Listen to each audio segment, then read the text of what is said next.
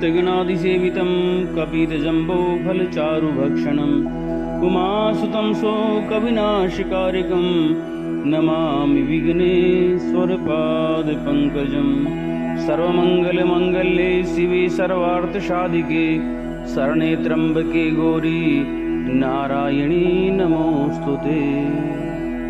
कृष्णाय वासुदेवाय हरे परमात्मने प्रणतः क्लेशनाशाय गोविन्दाय नमो नमः।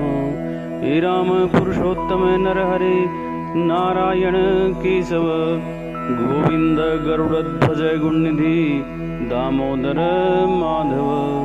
हे कृष्ण कमलापते यदुपते सीतापते श्रीपते वैकुंठाधिपते चराचरपते लक्ष्मीपते पाहि मां लक्ष्मीपते पाहि मां।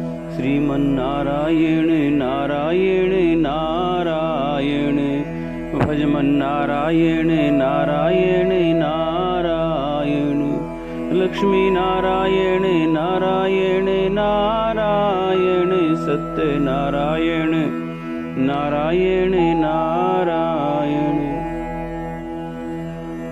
बोलो विष्णु भगवान की जय। प्रिय श्रोताओं, आपका स्वागत है, अभिनंदन है। आशा है आप सभी कार्तिक महात्म्य की सभी अध्याय श्रवण कर रहे होंगे।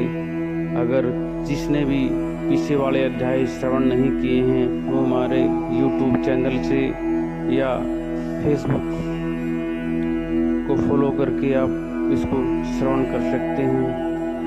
कार्तिक का महीना बड़ा पवित्र ही और सभी पापों को नष्ट करने वाला होता है। भगवान का जितना भी संकीर्तन भजन किया जाए वो सहस्त्र गुना फलता है।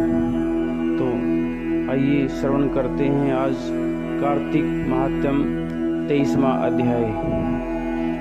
नैमिषारण्य तीर्थ में सूत जी ने इतनी कथा सुनने के बाद ऋषि मुनियों से निवेदन किया, हे सूत जी, अब आप कृपा करके भगवान के चरणों से उत्पन्न हुई गंगा जी का महात्म्य सुनाइए। तब सूत जी बोले, हे ऋषियों, इस संबंध में नारद मुनि ने जो कुछ राजा पृथु से कहा था वही मैं तुमको सुनाता हूँ, बड़े ध्यान पूर्वक सुनो। समस्त देवताओं तथा दैत्यों को उत्पन्न करने वाले महर्षि कश्यप जी की 2 पत्नियां थी।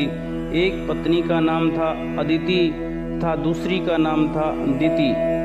अदिति के पुत्र देवता कहलाए तथा दिति से दैत्यों की उत्पत्ति हुई। भाई होते हुए भी देवताओं तथा दैत्यों में जन्म से ही परस्पर वैमनस्य चला रहा था। कालांतर में प्रहलाद जी का पुत्र और विरोचन का पुत्र दैत्यराज बलि दैत्यों का राजा बना।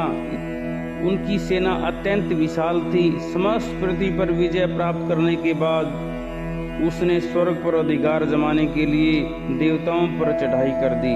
अपने राज्य को दैत्यों से घिरा हुआ देखकर इंद्र सहित सभी देवता युद्ध करने के लिए मैदान में आ डटे। अत्यंत घोर संग्राम हुआ जो अनेक वर्षों तक चलता रहा। जब देवताओं ने देखा कि दैत्यों की शक्ति में कोई कमी नहीं आई और वे निरंतर आगे बढ़ रहे हैं तो देवता मैदान छोड़कर भाग खड़े हुए। इस प्रकार दैत्यों ने स्वर्ग पर अधिकार कर लिया और बलि स्वयं इंद्रासन पर बैठकर शासन करने लगा। अब तो यज्ञ की अभी भी देवताओं के स्थान पर दैत्यराज बलि और अन्य दैत्य ग्रहण करने लगे।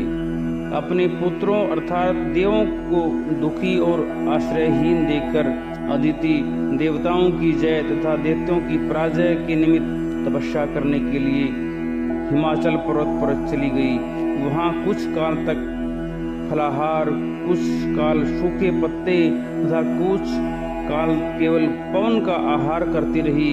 फिर पैर के पंजों पर खड़ी होकर भगवान का तप करने लगी। इस प्रकार अदिति ने 1000 वर्ष तक उग्र तप किया। दिति के पुत्र मायावी राक्षस इस घोर तप से चिंतित होकर राक्षसी माया द्वारा देवताओं का रूप धारण करके अदिति के पास आकर बोले, हे माता, हमारे लिए आप इतना घोर तप क्यों कर रही है? आत्मघात करना सभी शास्त्रों में पाप बता गया है। हम आपका यह दुख सहन नहीं कर सकते। कोई भी पुत्र माता से विमुख नहीं हो सकता और न माता को दुखी देखकर सुखी रह सकता है।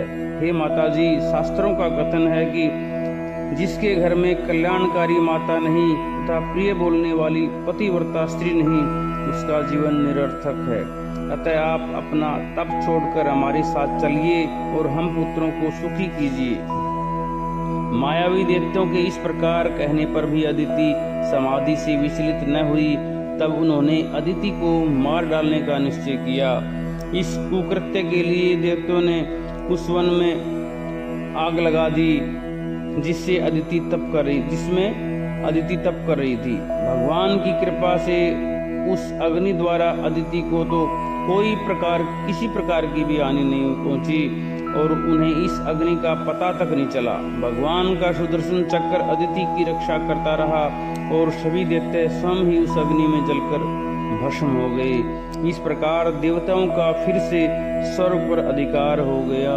बोलो विष्णु भगवान की जय।